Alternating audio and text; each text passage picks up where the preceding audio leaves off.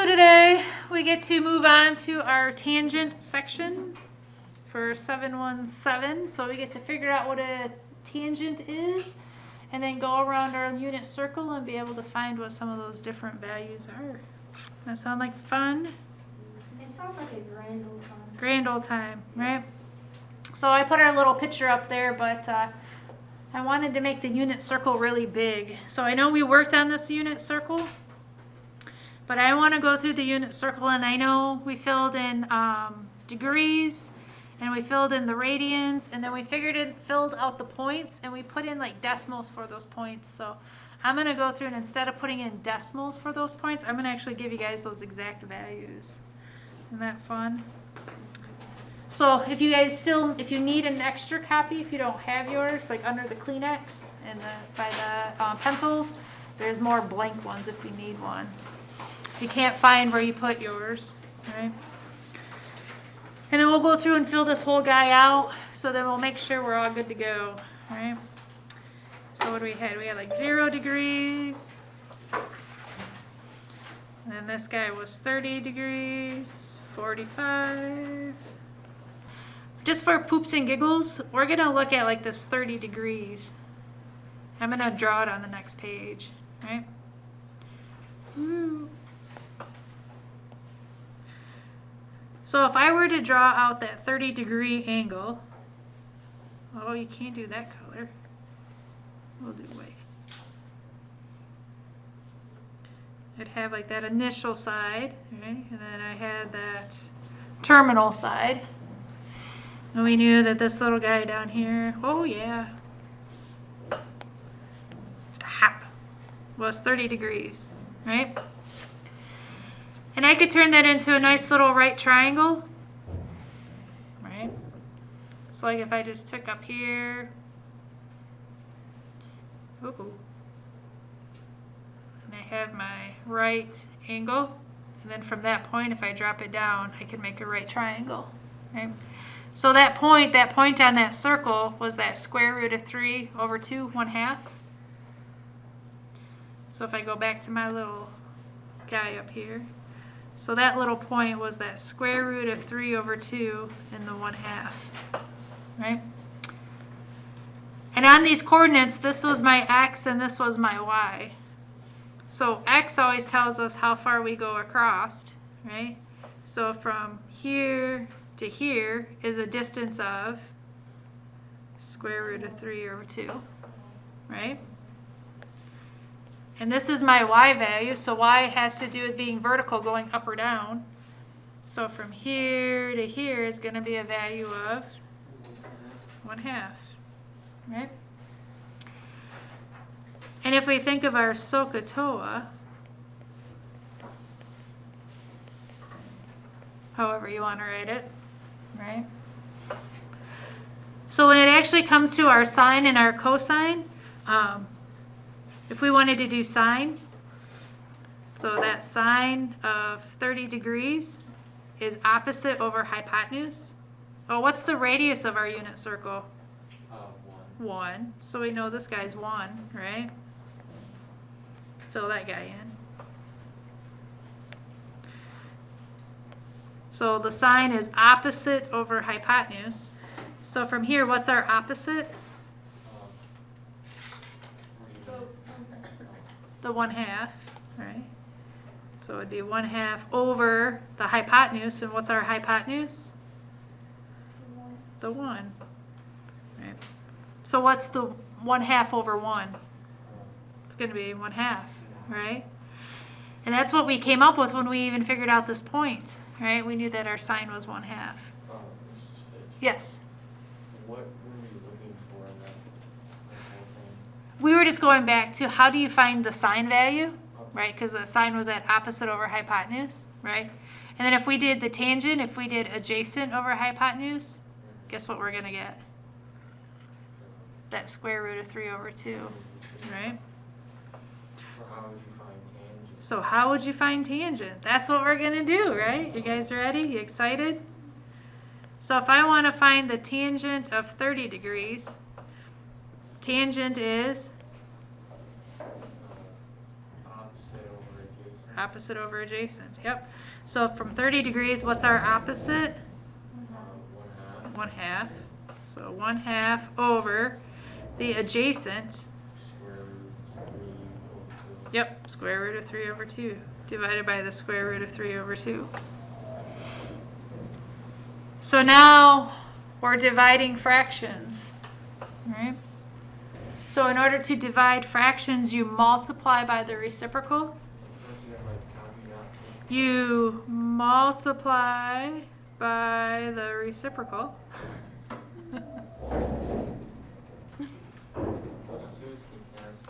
Yep, the 2's cancel out. So now we're down to 1 over the square root of 3, right?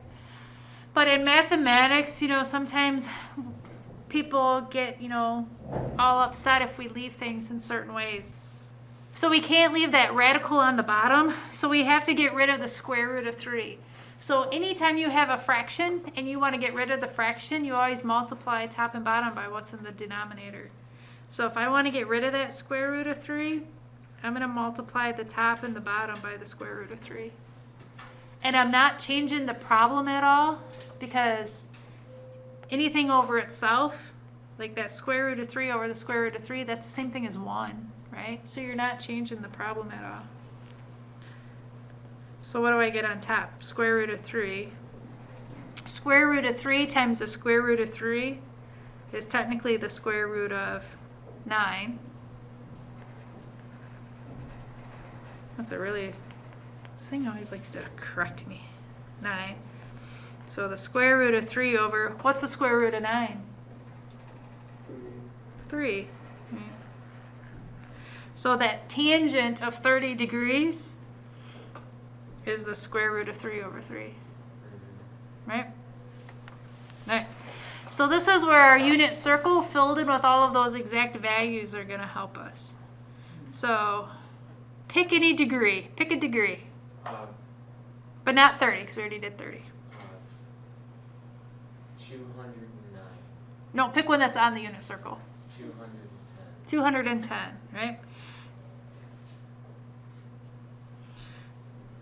So if I want to find that tangent of 210 degrees, actually, hold on one second. We're going to do a little formula for you real quick. Ooh.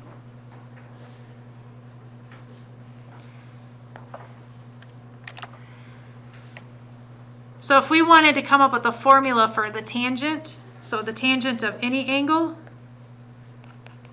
so the tangent of theta. So we started off with this 1/2. Is that 1/2, which was our opposite, is that from our x or from our y? This 1/2. That's from our y. And the square root of 3 over 2 is from our x. So when we're looking at that unit circle, instead of always having to get away from having to draw this triangle out, we can say that our tangent of theta is always going to be our y over our x. Right? And we know that our cosine is from x, and our sine theta is y. Right? So now, pick any degree on the unit circle. 210 degrees. That works. So if we want to find that tangent of 210 degrees,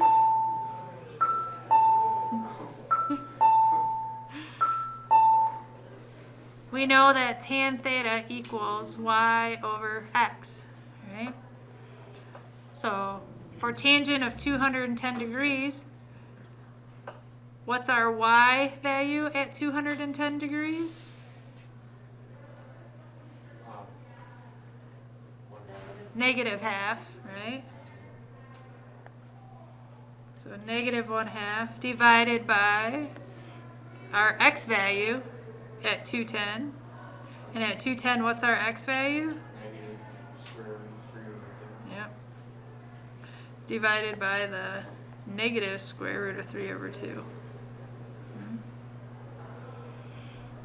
We divide fractions by multiplying by the reciprocal. So negative 1/2 times negative square root of 3, whoops, reciprocal, I'm a dork.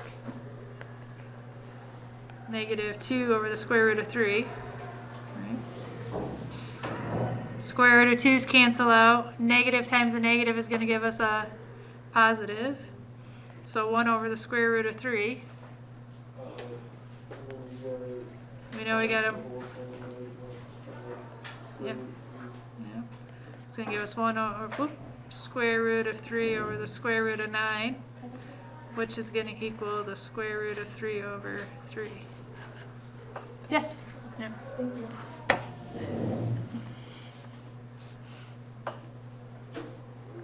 There. I get to pick one now. No. Yep. No. How about the tangent of 90 degrees? I have 1. What's y value? 1. 1. What's the x value? 0. 0. What's 1 over 0? 0. You did not say that. What is it then? What's 1? So this is 1 divided by 0, Yeah, right? undefined. Yeah, so this is saying you have 0 apples in the basket and you picked out 1. How can you pick out an apple with 0 in the basket? Because your teeth is out. You can't, so it's undefined. Yep. Cannot divide by 0, right? What about the tangent of 180 degrees? 0. Yeah. What's your y value at 180 degrees? 0. What's your x value? 1. Negative 1. What's 0 divided by negative 1? 0. 0. Yep. Alright. So make sure, if you don't have it in your notes someplace, these little trig identities, right? Sine is your y values. Cosine is your x values. And then the tangent is your y over x.